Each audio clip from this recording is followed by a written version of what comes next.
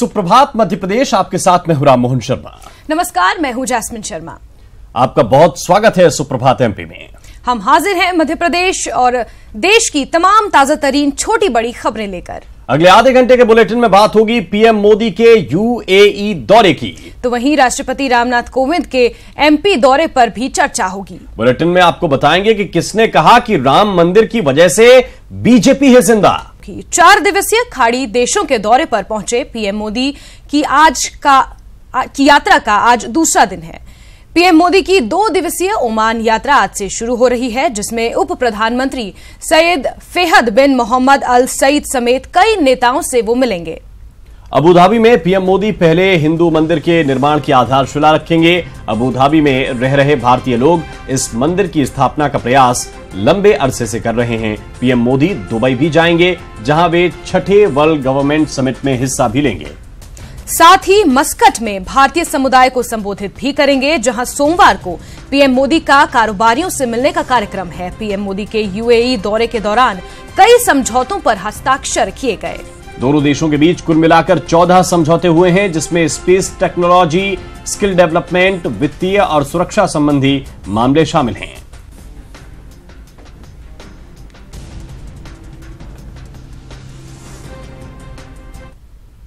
और चलिए अब आपको शनिवार के कार्यक्रमों के बारे में भी बताते हैं। प्रधानमंत्री नरेंद्र मोदी शनिवार के आधिकारिक दौरे पर यूएई पहुंचे। 3 देशों के दौरे के दूसरे चरण में फिलिस्तीन से यहां आए पीएम मोदी की हवाई अड्डे पर यूएई के शहजादे मोहम्मद बिन जायद अल नाहयान और शाही परिवार के दूसरे सदस्यों ने अगवानी की। इस दौरान पीएम मोदी को गार्ड ऑफ ऑनर भी दिया गया। इसके बाद उन्होंने प्रिंस नाहयान और यहां के शाही परिवार से औपचारिक मुलाकात की। पीएम मोदी और यूएई के प्रिंस की मौजूदगी में शनिवार को दोनों देशों के बीच डेलीगेशन बातचीत भी हुई और यहां दोनों देशों के 5 समझौतों पर हस्ताक्षर किए गए।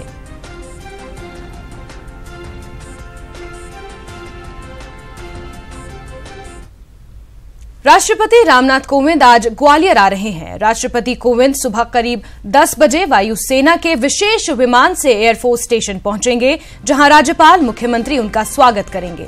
इसके बाद जीवाजी विश्वविद्यालय में राज्य सरकार द्वारा आयोजित दिव्यांग शिविर में वो शिरकत करेंगे। दोपहर 12 बजे आईटीएम यूनिवर्सिटी में राम मनोहर लोहिया व्याख्यान में शामिल होंगे और फिर जीवाजी विश्वविद्यालय के दीक्षांत समारोह में शामिल होंगे। राष्ट्रपति के साथ दिव्यांग शिविर में बिहार के मुख्यमंत्री नीतीश कुमार भी मौजूद रहेंगे।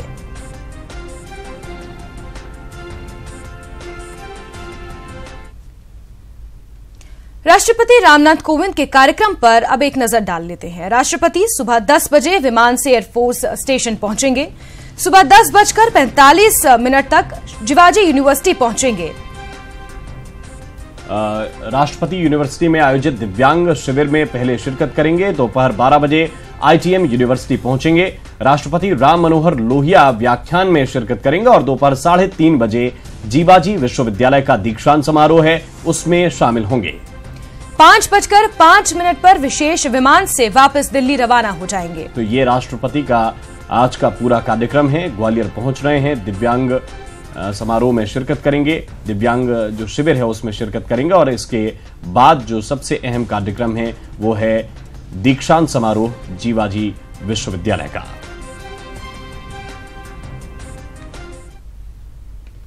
और वहीं राष्ट्रपति के दौरे से पहले राज्यपाल आनंदीबेन पटेल कल ही ग्वालियर पहुंच गईं, जहां उन्होंने जीवाजी विश्वविद्यालय में doctor Abdul Kalam Azad central research facility centre का शुभारंभ भी किया। राज्यपाल ने इस दौरान निर्माणाधीन मल्टी आर्ट कॉम्प्लेक्स का बाहरी तौर पर मुआयना भी किया।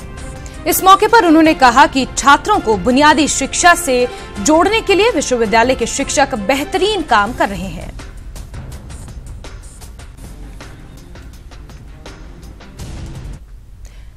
और इसी खबर पर ज्यादा जानकारी के साथ हमारे संवाददाता सुशील इस वक्त मौजूद हैं। सुशील, किस तरह से पूरा कार्यक्रम जो है वो आयोजित किया गया है, क्या क्या खास इंतजाम किए गए हैं?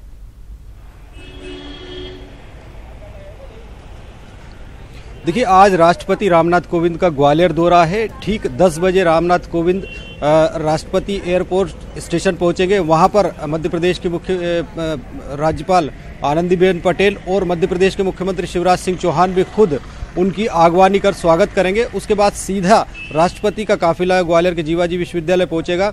यहाँ जो दिव्यांग शिविर का आयोजन किया जा रहा है उसमें राष्ट्रपति रामनाथ कोविंद, मध्य प्रदेश के मुख्यमंत्री शिवराज सिंह चौहान, इसके अलावा नीतीश कुमार बिहार के मुख्यमंत्री, मध्य प्रदेश के राज्यपाल आनंदीबेन पटेल और हरियाणा के राज्यपाल कप्तान सिंह सोलंकी दिव्यांग शिविर में शामिल होंगे। यहाँ से सीधे 12 बजे के लगभग राष्ट्रपति का दौरा ITM यूनिवर्सिटी होगी, जहां डॉक्टर राम मनोहर लोहिया व्याख्यान में शामिल होंगे। उसके बाद 3:30 बजे जीवाजी विश्वविद्यालय के दीक्षांत समारोह में राष्ट्रपति शिरकत करेंगे और उपाधियां बांटेंगे। इसके बाद जो है करीब 5:05 पर राष्ट्रपति रामनाथ कोविंद एयरफोर्स स्टेशन से सीधे दिल्ली के लिए रवाना होंगे, जहां मध्य प्रदेश के मुख्यमंत्री शिवराज सिंह चौहान और राज्यपाल आनंदीबेन पटेल उनको विदाई देने के लिए पहुंचेंगे। मुख्यमंत्री शिवराज सिंह चौहान भी करीब सुबह 9 बजे ग्वालियर पहुंचेंगे। सीधे एयरफोर्स स्टेशन जाकर वो राष्ट्रपति की आगवानी करेंगे और बिहार के मुख्यमंत्री नीतीश कुमार भी दिव्यांग शिविर में शामिल होंगे। पूरे राष्ट्रपति के 7 घंटे के इस दौरे और 2 राज्यों के मुख्यमंत्री, 2 राज्यपालों के दौरे को देखते हुए करीब 2000 से ज्यादा सुरक्षाकर्मी शहर की चप्पे चप्पे पर तैनात किए गए हैं और करीब 15 IPS की टीम इस पूरे दौरे की सुरक्षा की मॉनिटरिंग कर रही है। राम, बिल्कुल, बहुत बहुत धन्यवाद, बहुत बहुत शुक्रिया सुशील कौशिक आपका इस पूरे अपडेट के लिए। और आप भी लगातार इस बड़ी खबर पर निगाह बनाए रखिए। उधर सागर पहुंचे अयोध्या जन्मभूमि न्यास के अध्यक्ष नृत्य गोपाल दास ने कहा है कि राम मंदिर से बीजेपी जिंदा है, मंदिर मुद्दे से ही बीजेपी का उद्धार है और अगर बीजेपी उद्धार चाहती है तो मंदिर का निर्माण शुरू करवाए। नृत्य गोपाल दास ने कहा कि उन्हें विश्वास है मोदी और योगी को राम मंदिर का निर्माण शुरू करवाएंगे। इसके अलावा नृत्य गोपाल दास ने श्री श्री रविशंकर महाराज की जमकर तारीफ की। नृत्य गोपाल दास ने कहा कि सुन्नी समाज मंदिर बनाने के पक्ष में नहीं है, जबकि सिया समाज हमारे साथ है। ये मामला अभी न्यायपालिका में है, जल्द ही सारे समाज की सहमति से राम मंदिर बन जाएगा। भाजपा के कारण राम बनने पर ही भाजपा का उद्धार है, इसलिए यदि भाजपा का उद्धार चाहते हैं तो मंदिर का निर्माण प्रारंभ कर दें। भाजपा के कारण राम एक देश का मुद्दा बना है। भाजपा अभी राम मुद्दे की बात की जगह पकौड़े पे बातचीत चलने लगी है। भाजपा तो राम जी को भूल ही रही है। ऐसा नहीं, भाजपा का जीवन, भाजपा जिंदा राम मंदिर को लेकर के। यदि राम मंदिर को छोड़ दी तो उसको कौन पूछेगा। सुप्रीम कोर्ट में उभय पक्ष, दोनों पक्षों की ओर से यहाँ विवाद खड़ा कर दिया गया। पूर्व केंद्रीय मंत्री और सांसद ज्योतिरादित्य सिंधिया के लिए मुंगावली उपचुनाव प्रतिष्ठा का सवाल बना हुआ है। तभी तो सिंधिया पिछले 2 दिनों में करीब 50 गांवों का दौरा कर चुके हैं, जिसमें उन्होंने कांग्रेस प्रत्याशी के समर्थन में रोड शो के साथ साथ सघन जनसंपर्क भी किया। वहीं मीडिया से बातचीत के दौरान सिंधिया ने दोनों सीटों में निष्पक्ष और शांतिपूर्ण चुनाव के लिए चुनाव आयोग से अतिरिक्त बल की मांग की है। वहीं अटेर विधायक हेमंत कटारे के मामले पर बोलते हुए सिंधिया ने कहा कि उन्हें विश्वास है कि हेमंत निर्दोष निकलेगा। साथ ही पीएम की ओर से रेणुका चौधरी पर की गई टिप्पणी पर सिंधिया ने कहा कि महिलाएं देवतुल्य हैं, उनका सम्मान होना ही चाहिए। बीजेपी ने जो किया है वो निंदनीय है। सोच विचारधारा होती है कि फ्री एंड फेयर इलेक्शंस न हो पाए। हम चाहते हैं कि निष्पक्ष चुनाव हो और चुनाव आयोग पूरा समर्थन देगा ताकि निष्पक्ष चुनाव इस क्षेत्र में हो पाए। प्रेस कॉन्फ्रेंस की है हेमंत कटारे विक्टिम्स ने और उसने आपको लेकर कहा है कि वो आपका बड़ा सम्मान करती है, मगर इस बार आप रेपिस्ट के पक्ष में खड़े हैं। मैंने अपने तरफ से कहा है कि जांच बैठनी चाहिए, वो मेरे वक्तव्य में भी है। हाई चीफ जस्टिस या एक बड़े जज के द्वारा इंक्वायरी होनी चाहिए, पर मुझे पूरा यकीन है कि इसमें निर्दोष हेमंत जरूर पाया जाएगा। पर पूरी कांग्रेस को मध्य प्रदेश में टैलेंट हंट के सहारे पदाधिकारी खोजने पड़ रहे हैं। जाहिर है प्रदेश कांग्रेस के पदाधिकारियों की परफॉर्मेंस पर सवाल खड़े हुए हैं। कई मौकों पर पार्टी के वरिष्ठ नेताओं ने कहा कि मुद्दे उठाने में कांग्रेस नाकाम हो रही है।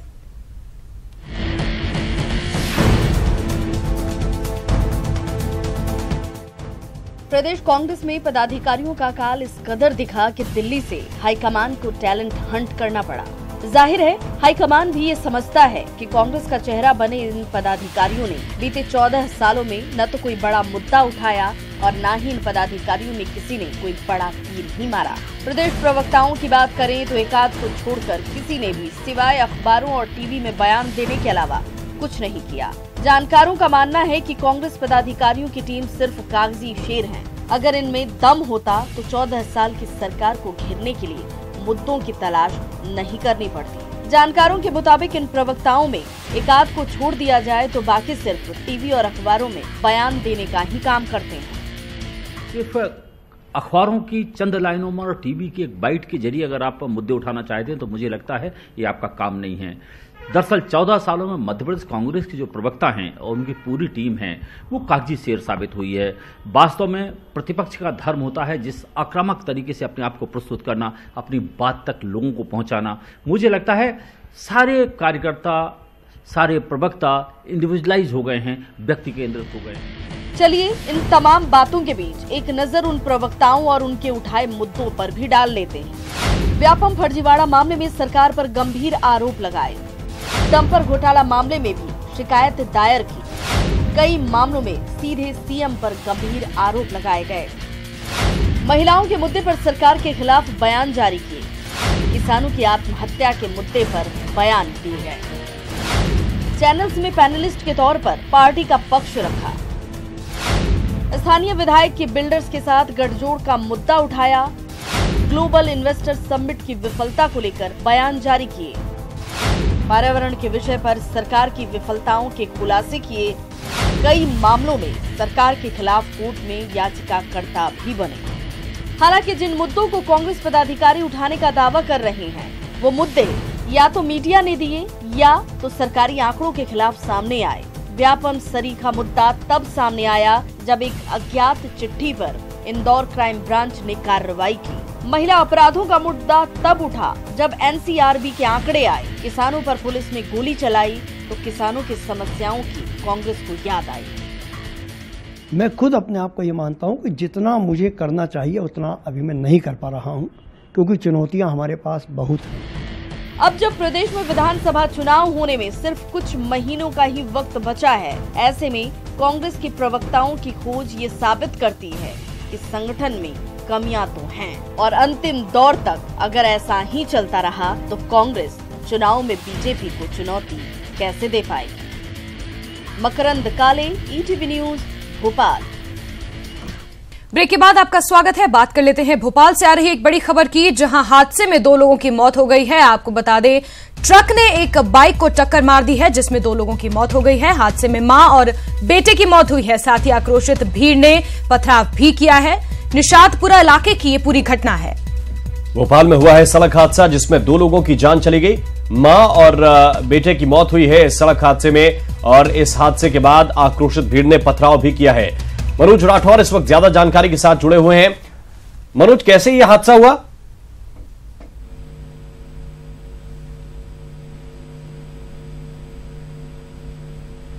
मनोज, आवाज मिल रही है आपको? लगता है संपर्क नहीं हो पा रहा है, लेकिन आपको बता दें कि भोपाल में एक सड़क हादसा हुआ है। एक ट्रक ने बाइक को टक्कर मार दी जिसमें 2 लोगों की मौत हुई है। बताया जा रहा है कि इस हादसे में मां और बेटे की मौत हुई है, जिसके बाद भीड़ आक्रोशित हो गई और इस आक्रोशित भीड़ ने पथराव भी किया है। निशातपुरा इलाके की यह घटना है। मनोज राठौर इस वक्त ज्यादा जानकारी के साथ हमारे साथ जुड़े हुए हैं। मनोज, हादसा कैसे हुआ? जी बिल्कुल राम, ये बीती रात की घटना है और एक युवक अपनी पत्नी और एक बेटे के साथ जो है शारदा नगर, जो कि नारियलखेड़ा क्षेत्र में आता है, वहां पर जा रहा था। इसी दौरान तेज रफ्तार ट्रक ने इनकी बाइक को टक्कर मारी और हादसे में मौके पर ही मां बेटे की मौत हो गई, जबकि युवक को एक अस्पताल में भर्ती कराया है जहां उनके इलाज चल रहा है। निशातपुरा पुलिस ने जरूर ट्रक को जब्त कर लिया, लेकिन इस हादसे के बाद सवाल खड़े होने लगे, क्योंकि जिस जगह पे ये घटना हुई उस जगह पे ट्रैफिक जाम रहता है, रेलवे का फाटक के साथ में करीब 15 सालों से वहां पर अंडरब्रिज बनाने की बात की जा रही है। मांग भी स्थानीय लोगों ने की थी, क्योंकि लगातार जाम की स्थिति रहती है और देर रात तक वहां पर जो है आवाजाही तेज रहती है। लेकिन अभी तक अंडरब्रिज का काम जरूर शुरू हुआ, लेकिन करीब 5 साल से अंडरब्रिज वहां पर नहीं बन पाया। तो प्रशासन की भी लापरवाही है, लेकिन नो एंट्री को लेकर भी यहाँ सवाल होने लगे कि आखिरकार शहर के बीचों बीच से यदि नो एंट्री का टाइम बढ़ाया जाए क्योंकि वहां पर आवाजाही तेज है, तो पुलिस प्रशासन की व्यवस्था पर भी यहाँ पर सवाल। बहुत बहुत धन्यवाद, बहुत शुक्रिया मनोज राठौर आपका इस पूरे अपडेट के लिए। और इसी बीच भोपाल से एक और बड़ी खबर, जहां इंद्रपुरी के इंजीनियरिंग कॉलेज में 2 गुटों में विवाद हुआ, जिसके बाद चाकूबाजी वहां हुई। 3 छात्र इसमें गंभीर रूप से घायल हैं और आपको बता दें घायलों को नोबल अस्पताल में भर्ती कराया गया है। और इसी खबर पर ज्यादा जानकारी के साथ हमारे संवाददाता मनोज फोन लाइन पर मौजूद हैं। मनोज, क्या वजह थी कि इस तरह से जो छात्रों के गुटों में चाकूबाजी हो गई, और कॉलेज का वार्डन कोई वहां नहीं था, कॉलेज के अधिकारी वहां मौजूद नहीं थे, और चाकू कॉलेज के हॉस्टल में रखना, ये इसकी परमिशन किसने छात्रों को दी थी? जी बिल्कुल रीनू, ये वर्चस्व की लड़ाई थी दोनों छात्रों के गुटों के बीच में।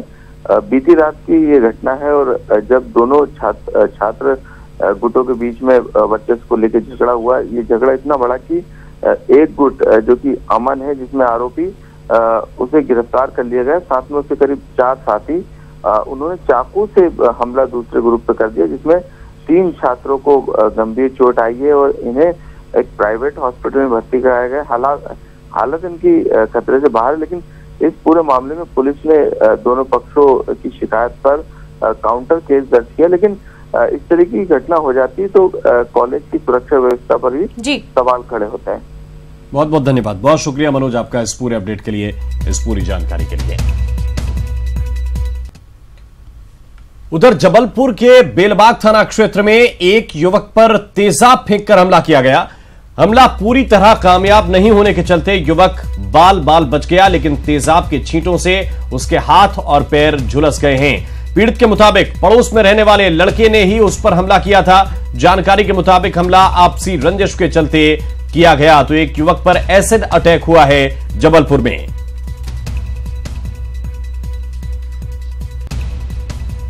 और आपको बता दें इस हमले में जिसने ये एसिड अटैक किया था उसे कामयाबी नहीं मिली है, और जिसके ऊपर अटैक किया गया था वो युवक बाल बाल बच गया है, लेकिन तेजाब के छींटों से उसके हाथ और पैर झुलस गए हैं। साथ ही पीड़ित के मुताबिक पड़ोस में रहने वाले लड़के ने ही उस पर हमला किया था, और आपसी रंजिश के चलते ये एसिड अटैक युवक पर किया गया है।